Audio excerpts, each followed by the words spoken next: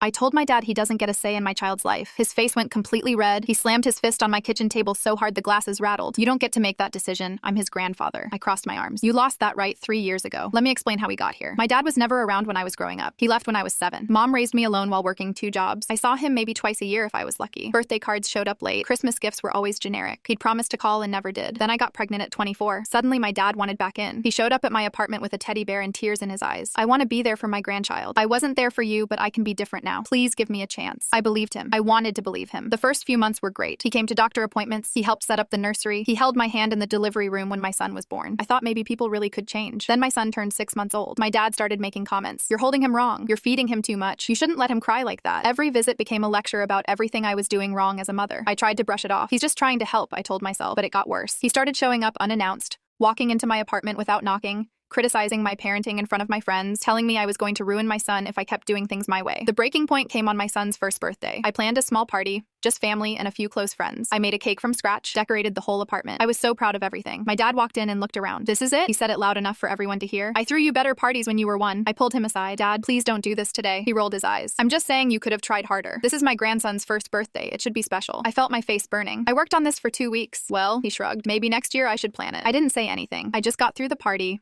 smiled for pictures, cut the cake, watched my son smash frosting everywhere, tried to ignore the pit in my stomach. That night, after everyone left, I sat on my kitchen floor and cried. The next morning, I called my mom. She listened to everything. Then she said something that changed my perspective completely. He did the same thing to me. That's why I stopped letting him visit when you were little. I asked what she meant. He'd show up and criticize everything. The food I made, the clothes I put you in, how I decorated your room. Nothing was ever good enough. She paused. He wasn't absent because he didn't care. He was absent because I told him to stay away until he could respect my parenting. He never changed, I said quietly. No, she said. He never changed. I started setting boundaries. Told him he needed to call before coming over. Told him the criticism had to stop. Told him if he couldn't respect how I raised my son, he couldn't be part of our lives. He exploded. Called me ungrateful. Said I was keeping his grandson from him. Told everyone in the family I was being unreasonable. For 2 years, we barely spoke. Then last week, he showed up at my door. Said he missed his grandson. Said he wanted to make things right. I let him in because I'm stupid and I wanted my son to have a grandfather. Within 10 minutes, he was criticizing my furniture. Within 20, he was telling me my son needed a haircut. Within 30, he was explaining how I should discipline him differently. I asked him to leave. That's when he slammed the table. That's when he told me he had a right to be in his grandson's life. That's when I finally said what I should have said years ago. You don't get a say. You never did. You walked out when I was 7, and now you want to walk back in and control everything. That's not how this works. He stood there with his mouth open. You want to be a grandfather? Be supportive, be kind, show up without an opinion about everything I do wrong. But you don't get to disappear for my entire childhood and then tell me how to raise my kid. He left without another word. My mom called me that night, said my dad had called her crying, said I was cruel, said I broke his heart. She asked if I regretted what I said. I told her no. I told her I wished I'd said it 3 years ago. My son is 4 now. He doesn't ask about grandpa. He doesn't miss the criticism. He doesn't miss the tension. And honestly, neither do I.